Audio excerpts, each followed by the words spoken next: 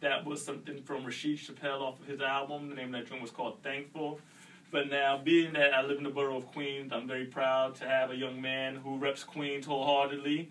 He's in the building, and he goes by the name of Shaz illyork. What's good, peoples? Yeah, Shaz, I have to tell you, I mean, you've been making a lot of noise in the independent hip hop scene for years now. Since I mean, I just met you at EOW, but I've been hearing your name. People are like, yo, dude is ill. Everywhere I go. And I love your hat right now, defend hip-hop. Of course, you gotta defend hip-hop. That's my fucking job. Oh, am I supposed to curse my family? It's all good. Hopefully the FCC don't find us. Yeah. More important, so when did you start really making music? Give me 1 second. I'm trying to put on Facebook that I'm on this, so give me 1 second. We live right now. See, this is how live we are, that I'm live in it right now. Look, people, look, I just put it on. All people tune in. Yeah, I got your undivided attention. Well, I started rapping mad long ago, a long time ago.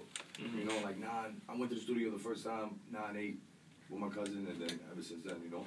Okay. I've been rapping, but taking it real seriously probably since I came home, like 09 probably, you know. Okay. Just going hard, like, yo, this is it, I gotta do this. And I know you've had several mixtapes, and on your mixtapes... They're really like albums, all of them, honestly, you know what I'm saying? The only one that, you could say, yeah, this is like my second official, I guess, album, because this is the second one with only all original beats. Okay. And this is called Before It All Happened. So is this basically more like a biography of what was going on before, or? Yeah, this is basically like the, you know, the prediction, basically. Not the prediction, like the pre-thought, like, watch what happens now. You know what I'm saying? Like, this is the sum up. You know, this is what boiled everything up to what's gonna happen after this. You know what I mean? So this is just basically like, yo, look at this. Now watch. You know. So, okay, that's cool. And I wish I could put more. I would have put 40, but you know, my manager was like, "You crazy? You can't." Put tracks. They have to make that like a double record. Yeah, it is still like a double. It's like 27 joints. You know? Right. It's all hard. So how would you best describe your sound if you had to say? New York. First and foremost, it's definitely just New York. You know what I'm saying? And just, I don't know, I play with it a lot. Like, I like doing a lot of shit, but I'm known for, like, the raw, like, New York 90s. I don't like to say 90s, but, like, the continuation of that 90s raw sound, you know? It's not the same thing, because I'm not talking about Columbia jackets and, you know, stuff like that. But it's still relevant. But we keep that sound alive. And being that you're a dope lyricist and an independent artist, do you find it hard to stay relevant in the game in which like lyricism is dying out? Hell yeah, of course. Because nowadays, because even like no disrespect to EOW, I love them to death, and the initial people what they do, but you've been in EOW a few times lately, and it hasn't been like what it was. You know, but they're just an example. I was surprised though, because honestly, the time when I met you there, like I like you don't see it no more. Back in the days when I was going there, like 10, 12 years ago, like in that era, 02, 01, 2000, when like me, Nems, Just James, and Moto Technique was there. Mad people that are doing their thing now were there rapping in the street, and that was like a normal thing. Like you rap inside, then you come outside and rap for like 2 hours straight in a cypher. And that was like, that's like completely dead now. So I went out there that day that I seen you, and I just started rapping, like, yo, come on, let's get a cypher. And surprisingly, there was people that could spit. But it is getting lost, you know what I'm saying? Because everybody want to think they're going to do the same thing. I want to do a Drake song or something that sound like Lil Wayne, but they're so retarded, they don't realize it's going to get lost in 100,000 dudes that are doing the same exact track. So I was like, they don't realize, like, you know, I don't know, whatever, I guess. It's good. But then also, with that, like you said, and I understand where you're coming from with a lot of that, and I see on your album you have a lot of guest features from Matthew Ragazzino, Sadat X, Spit Gems. How was that? Because I remember when I spoke to you, you even said like how even if guys might not be as relevant today, but guys who have listened to you love to do songs with. How is that? I mean, Sadat X is a hip hop legend. He's not on. Funny, I had a conversation with him about that on Twitter. He didn't know it was me he was talking to after the fact. He was like, oh. He said on how you ain't checking for me nowadays, you know. I told him, I'm like, my show will still play you. He's like, will you? I'm like, yeah, I'm going to play you. So how do you feel to be working in the studio with something like a Sadat X and like an Elder Sensei? It's surreal, you know. It's unbelievable. To me, still, like, I'm thankful. Like, people, and I hate this because I was talking to a couple people about it, like, a person that fixes a car, right? Like a good mechanic can say, I fix cars good. And they're not going to say, yo, stop being cocky about you fixing cars good. But if you say, yo, I rap good and I'm doing good music and they're like, yo, you're mad cocky. Why you being? I'm not being cocky. I'm freaking excited about what I'm doing. I'm sitting here with hip-hop legends, dudes that I watched on TV on the box. Right. Never thinking like I would just imagine I've made a rap song with this guy. You know, just imagine like it's like a and fantasy. that's the thing. A lot of people don't understand that, and if we don't know somebody, many people take that a different way. They'll be like, oh.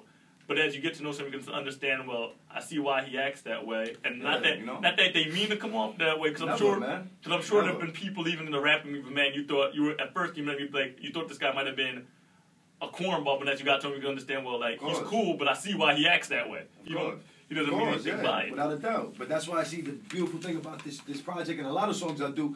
I don't just do off the whim songs. I don't like doing songs over the internet too much. You know what I'm saying? Like if it has to be done, it has to be done. But I prefer. Come through the studio, let's build, let's do a track, let's write this stuff together. You know, like most of the tracks I did, I wrote everything with those people sitting there. You know what I'm saying? Like probably 95% of that album, I wrote with everybody sitting there at that moment. You know what I'm saying? If I can make the beat with the producer, I would do the same thing. I prefer that because the chemistry's there more, you know? But also, as I said, you're a jack of all trades. You also film your own videos and everything else. So now, as we were discussing, in this era now, because where everything is YouTube and on the internet, do you feel that everybody really should try to learn everything and step their game up? I mean, hell yeah. You might not be the best at it, but try. If I was like a person that wasn't confident in what I do, I would say, nobody should do it. It's mad hard because they think somebody's going to take their shine and stuff. You know what I mean? I know what I could do and I know my capabilities, so everybody should do it. Because I'm going to do it. I'm going to go super hard every single time. So you're going to look like you're not working hard. So you might as well learn this shit and catch up. You know what I'm saying? And be like, go ahead, go hard, man. What's the point? You know, why not? If you're going to do rap, if you're going to try to, if you're going to stand for something, why not go as hard as possible? You know, I'll go super hard. I don't care. I went to Jersey to do shows for $50. You know what I'm saying? I don't care. I believe in this shit so much. So that's why I'm go hard or go home, man. Don't even come talk to me. If you talk about I'm too tired, I don't want to hear that. And I remember, did you go out to California and do a show? And how was the hip hop scene over there as compared to New York? Was it great, man? I was loving Cali, man. The love out there and like it was beautiful. Everything, man. The whole vibe, period. Everybody was showing love. There was even like the hood dudes. Me and my man walked into the hood, walked around. Just we were walking around. We was out on Skid Row in downtown LA. Shit was crazy.